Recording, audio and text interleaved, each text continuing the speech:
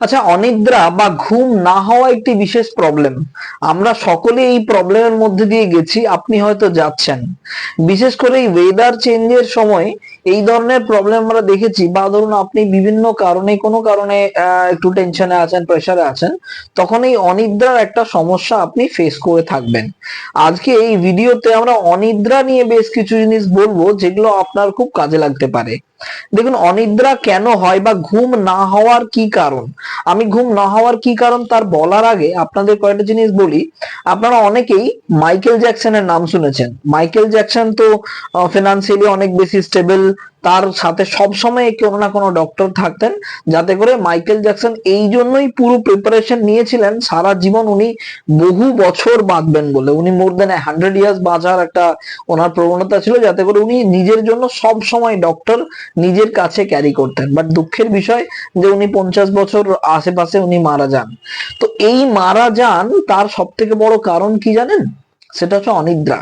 ওনার চরম ভাবে একটা অনিদ্রার প্রবলেম ছিল। উনি প্রতিদিনই পিলস নিয়ে নিয়ে বা ওষুধ খেয়ে ঘুমোতেন।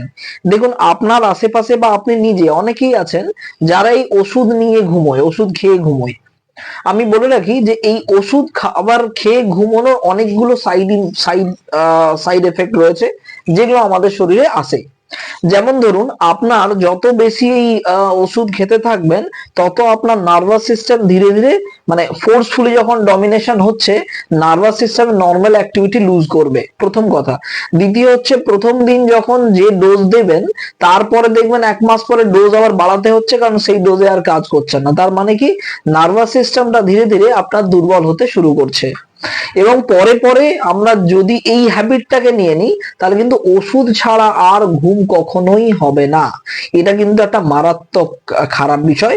আর এই ঘুম না হওয়াটা, আপনি অনেকেই আছেন যারা বলবেন, স্যার আমার তো ঘুম কম হয়, কিন্তু আমার কোনো এনার্জির প্রবলেম হয় না, সারাদিন আমি স্ট্রং থাকি।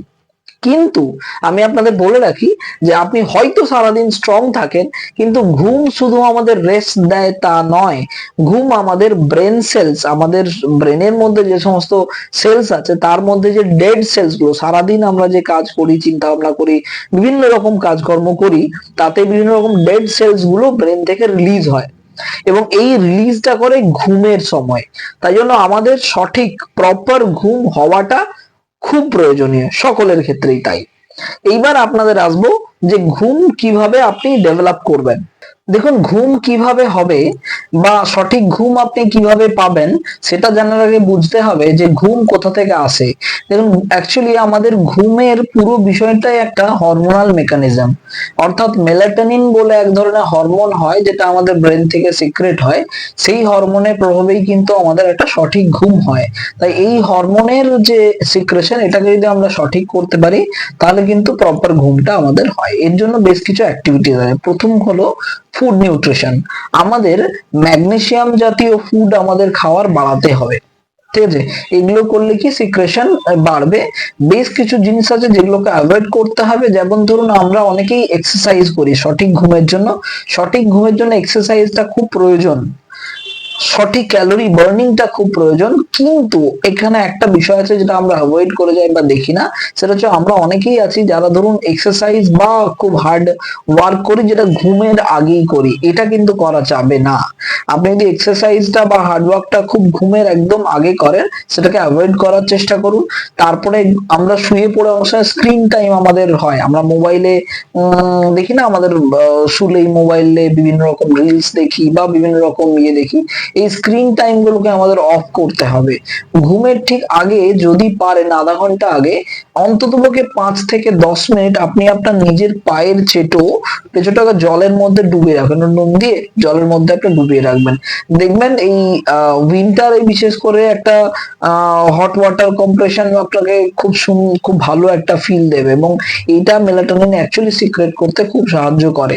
সাথে সাথে আপনি চেষ্টা করুন যে একটা ঘুমটা একটা কুল ড্রাই প্লেসে, একটু যাতে নর্মাল টেম্পারেচার থেকে অন্তত পক্ষে 2 ডিগ্রি নিচে হয়, যেখানে ঘুমোচ্ছেন বা যে পার্টিকুলার ঘরটা ঘুমোচ্ছেন আগের থেকে বন্ধ করে রেখে দিন বা আগের থেকে একটু এসিটা চালিয়ে রেখে দিন, অন্তত পক্ষে 2 ডিগ্রি নিচে হয়। সেক্ষেত্রে দেখবেন অনেকখানি আপনি রিলিফ পাবেন।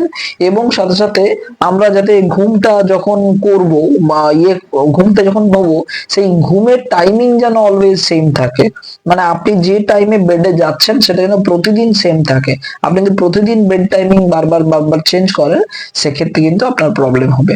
আপনি যদি এই সামান্য সামান্য কয়েকটা জিনিসের উপরে রাখেন, তাহলে কিন্তু অটোমেটিক্যালি আপনার ঘুমটা ইমপ্রুভ করবে। প্রথমেই ঘুমটা খুব ভালো হয়ে যাবে এটা এক্সপেক্ট করবেন না, কারণ ঘুম একটা রেগুলার হ্যাবিট, যেটা আপনি আপনার বায়োলজিক্যাল যে সিস্টেম আছে সেই বায়োলজিক্যাল সিস্টেমটাতে ইনক্লুড করছেন।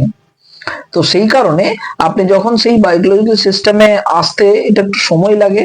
তো আমরা অলওয়েজ চেষ্টা করব যে একটু ধৈর্য রাখবো আর এই সিস্টেমটাকে কন্টিনিউয়াসলি আমরা রিপিট করতে থাকবো। আশা করছি 1-1.5 মাস করার পর আপনি এর একটা স্ট্রং এবং ভালো রেজাল্ট পাবেন without even having any medicines. আজকের ভিডিওটা আশা করছি হেল্পফুল হলো। এরপরে যদি কোনো এনকোয়ারি কিছু জানার থাকে আপনি দয়া করে কমেন্ট বক্সে মেনশন করুন এবং আপনারা ভালো থাকবেন। Thank you so much.